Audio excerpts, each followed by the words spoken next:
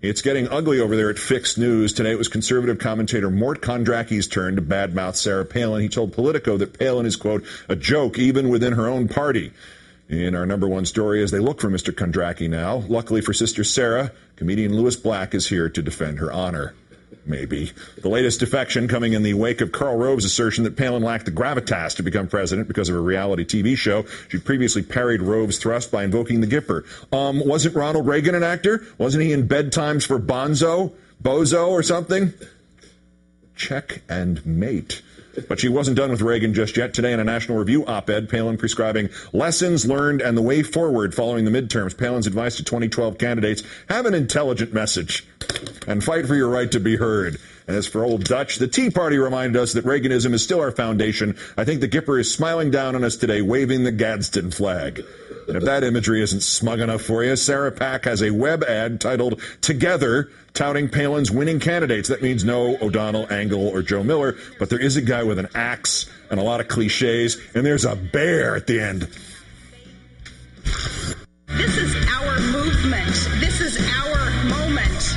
This is our morning in America. It may take some renegades going rogue to get us there. We've got to do this together.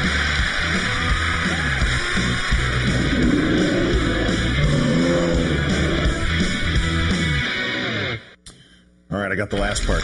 Joining us now, comedian Louis Black. His third book, I'm Dreaming of a Black Christmas, which according to the Washington Post on the book jacket is surprisingly thoughtful. Isn't that nice? Special? Congratulations on that. Thank you. Good to see you. Good to see you. And nice grizzly shot. What the hell was that? Well, I think what's interesting is the edit is after the edit, she shoots the grizzly from a helicopter. She's unbelievable. It's unbelievable. It's truly. I did every possible type of drug as a child, and nothing prepared me for this, Keith. Nothing.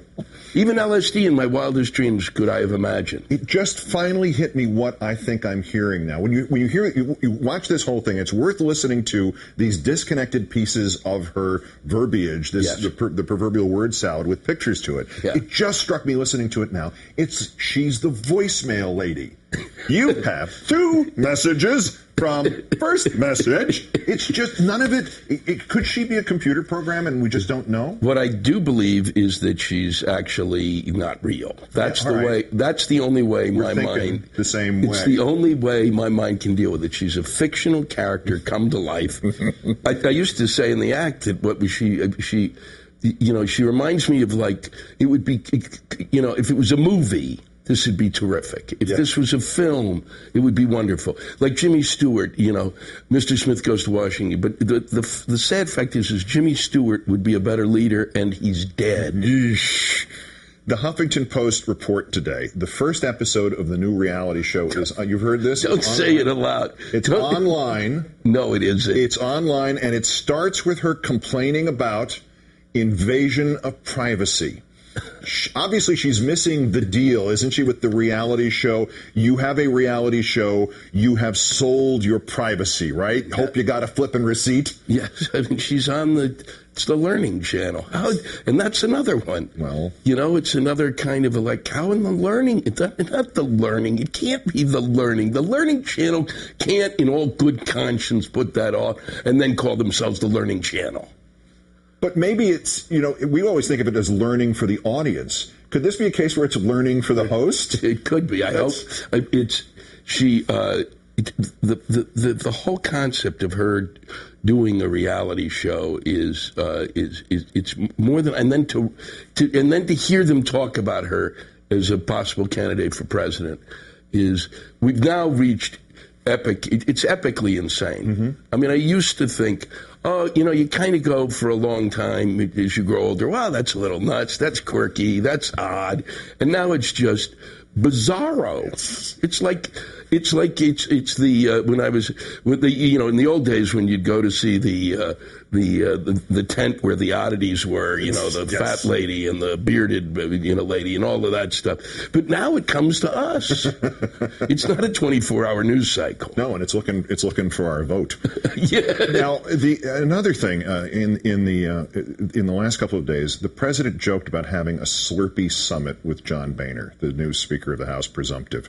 Is there enough Slurpee in the world to settle our political differences, and would it be orange? It would have to be. If he melted a little. I watched his that crying thing. Yeah, that latest crying thing. Yeah. He was just crying because he was Speaker of the House. Good. I'm glad you're honored by the position. I like the emotion of that. But he cried at the unveiling of a Reagan statue 3 years ago. So he did. Yes. We showed it the other night. There have been 4 episodes of this. He does this a lot. He's a weeper. He's a weeper. But to talk about his upbringing and coming from, nothing, and then to watch how he came from nothing and has no empathy with the people who have nothing is just extraordinary. The disconnect is magnificent. It's how do you get to that point unless he was electroshocked?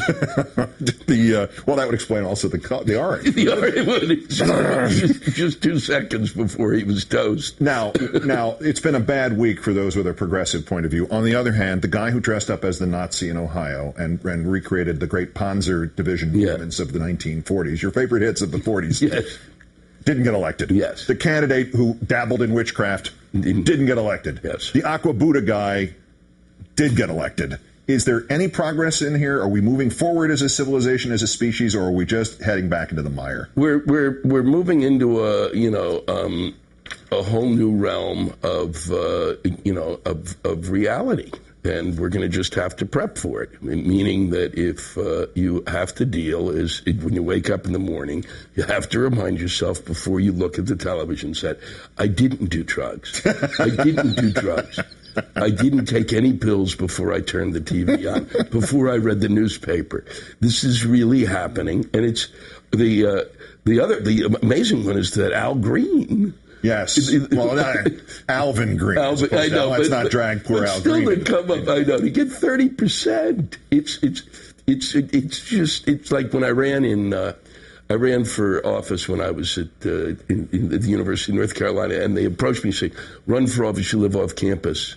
And I said, "Why are you asking me to run for office?" And they went, "Because you're the brightest guy we know, and your name will be the brightest guy whose name in the alphabet is your B.